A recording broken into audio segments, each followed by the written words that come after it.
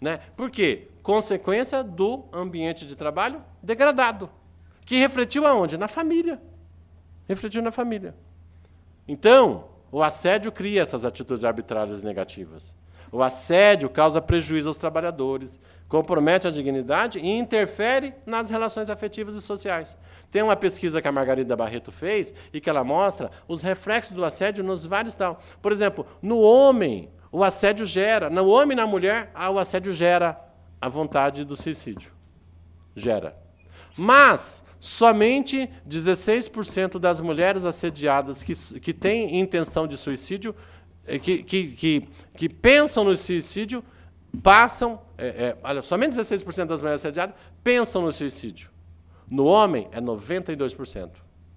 Tá? Por quê? Porque o homem ele incute em si, pela sua própria característica física, essa macheza, essa coisa brava, bruta. E dentro dele, a violência psíquica é maior, ele não exterioriza. A mulher, qualquer coisa, chora. O homem, não. Correto? E isso gera o quê? Gera dentro de si uma degradação, gera um negativismo muito grande. Então, isso reflete nas suas relações afetivas e sociais. Passa a se tornar mais a beber, alcoólatra. Interfere na relação dele com a companheira ou com o companheiro. Diminui a libido, o prazer. Logo, desgringola a família. Traz danos à saúde. Olha lá. Olha a cara do cidadão. Olhinho fundo, preto lá, tudo, né, fumando, barrigudo, na cama. Então, o assédio traz danos à saúde física, doenças cardíacas, alterações de peso, úlceras, doenças de pele e a perda da libido, como eu falei. Depois, também o assédio traz uma coisa chamada absenteísmo, a perda da motivação dos demais empregados. E o que o absenteísmo gera? Aquela quantidade de faltas alternadas. Um dia um falta, outro dia outro falta, outro dia falta, outro dia outro falta. E aí isso gera o quê? Uma queda da produção, porque não há continuidade de equipe. Ou uma rotatividade no setor, fruto dessa situação. Desestruturação familiar, acréscimo dos custos previdenciários, e hoje o INSS, inclusive, está entrando com uma ação indenizatória contra as empresas que motivaram acidentes de trabalho ou afastamentos previdenciários por assédio. Tem uma portaria do superintendente do Ministério do Trabalho, né? Demorou para colocar em prática.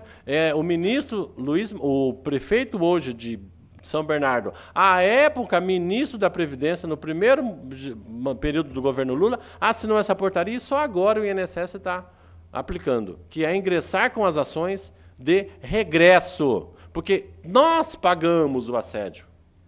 Nós pagamos por quê? Porque aquele trabalhador afastado, ele é sustentado pelo recolhimento previdenciário que é descontado da gente. Então, a sociedade, é caro para a sociedade o assédio. Né? Não é só para a empresa. A empresa que está se ferrando porque ela está perdendo dinheiro. Não, todos nós perdemos. Olha aqui, esse trabalhador aqui vai ter que tomar R$250 todo mês de remédio para psiquiátricos. Né? Gera ocorrência de doenças profissionais. As doenças profissionais trazem rotatividade na empresa. A rotatividade da empresa traz o quê? A má qualidade do produto ou do serviço. Tá? Olha só, denúncias de assédio moral aumentam 4 vezes no país. Agora, gente, não aparece aqui, só que essa notícia é de 2008. Estamos já quase em 2013. 2012 já está bye-bye Brasil. Né? Essa notícia é de 2008.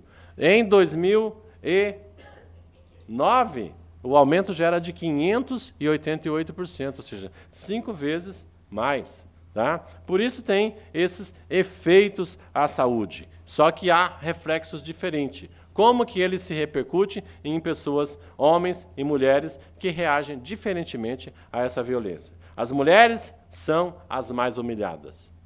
As maiores vítimas do assédio são as mulheres, porque predominam nelas as emoções tristes, as mágoas, os ressentimentos, as dores, a diminuição da libido, a cefaleia. Né? Então, a mulher tem muito mais, reflete muito mais nela essas doenças. Olha lá, ó. As palpitações hipertensão arterial, tremores, medo de avistar o agressor, ingestão de bebida alcoólica. Isso tudo são pesquisas realizadas pela médica, a professora Margarida Barreto, que eu cito, inclusive, como nota de referência no livro, várias delas, o Roberto Eluani, que, aliás, inclusive, teve no lançamento do meu livro mês passado, me deixou muito orgulhoso, porque é um professor lá de...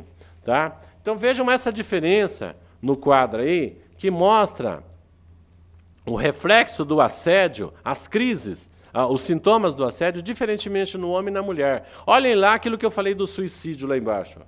Né? Tentativa de suicídio, 18% dos homens assediados tentaram o suicídio. Essa pesquisa foi feita pela Margarida Barreto em mais de 2.000 empresas. Né? Mais de 2.000 trabalhadores, em 97 empresas com acusação de assédio moral. Né? Falta de ar. Olha lá no meio tem a ideia do suicídio lá. 16,2% das mulheres assediadas, comprovadamente, tiveram ideia de suicídio. 100% dos homens tiveram ideia de suicídio. Só que das 16% das mulheres, nenhuma cometeu suicídio. E dos 100% dos homens, quase 20% praticou o suicídio, tentou o suicídio. Olha o reflexo disso. Parece uma coisa muito distante da gente, né? Eu falo de assédio, pô, não chegou na minha vez ainda, não é comigo e tal, não sei o quê. Mas é um negócio complicado pra caramba. Muito. Mas o homem, a diferença nele, por quê? Porque ele tem dificuldade de verbalizar a agressão. Fica em silêncio, traz ali aquela coisa, vou segurar aqui, eu pego esse cara lá fora, não sei o quê, quando eu sair daqui eu acerto o meu jeito com ele. Mas não é assim, a coisa não é bem assim não. Porque depois ele não vai conseguindo, não vai resultando, e entra o quê? O predomínio do fracasso. Não consegue chegar nos fins. Aí ele vai se sentindo um fracote, e aquilo vai repercutindo, ele vai se deteriorando. Ele vira o quê? O espelho da agressão. Ou em casa, ou enfim, ele vira o espelho daquela agressão. O homem ele tem vergonha. Aí ele passa a se sentir um inútil, um ninguém, um lixo, um zero, um fracassado. Parte para a droga, parte para o álcool e, como eu disse, para as ideias de suicídio. Tudo isso fruto do quê? Da vergonha de enfrentar o problema. Por isso, a lei vem tratando o assédio moral já há tempos. A justiça vem estudando e aplicando muitas condenações em cima desses fundamentos que eu coloco aqui. O primeiro deles que eu questiono vocês é que, se adiante de tudo isso que eu falei aqui, de tudo isso que eu já expliquei, todos os exemplos que eu dei, podemos considerar o assédio um crime? É possível enquadrar o assédio como dentro do Código Penal? Não é minha especialidade de direito penal. Aliás, na minha vida toda eu cuidei acho que de meia dúzia de processo criminal. Um deles foi um júri, lá, amiguinho, lá em Rancharia, daquele cidadão que matou 3 ou 4 policiais lá em trocamento lá de Rancharia, e, coitado, ele pegou 28 anos de cadeia. Quase que ele pega a pena máxima, 30. Então... então. E aí eu cheguei à conclusão de que, para mim, o crime não compensa. Aí eu mudei de área. Fui fazer direito trabalhista, porque, coitado, o cara... Coitado assim, modo de falar. O cara, pena máxima é 30, né? Ele pegou 28, então eu falei, não vou mais me arriscar nisso, não.